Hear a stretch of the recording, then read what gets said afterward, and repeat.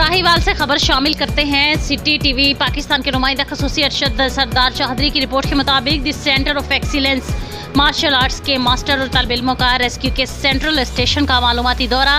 District emergency officer Chaudhry Zafar Iqbal, rescue safety officer madam Ayesha ने masters और तुलबा का पुरतपाक इस्तकबाल किया। District emergency officer Chaudhry Zafar Iqbal ने मालूमाती दौरा के दौरान तुलबा को रेस्क्यू सेंट्रल स्टेशन का तफसीली मुआयना करवाया। उन्होंने तुलबा को कंट्रोल रूम में फ़ोन कॉल के बाद की जाने वाली कार्रवाई से मुतालिक बेआगाह किया।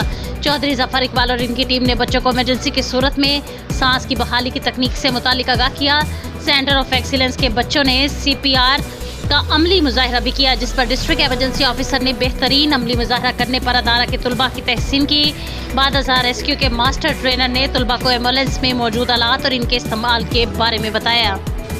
उन्होंने कहा कि इस तरह के मालूमाती दौरों से न सिर्फ बच्चों को आगाही मिलती है, बल्कि यही वो रास्ता है जिससे बच्चे सीखते हैं, अपनी फैमिली मेम्बर्स और अजीज़ और क़ारिब को इन मालूमात से आगाह कर सकते हैं, और यही तर्ज़ अमल इंसानी जान बचाने में मावन साबित होता है।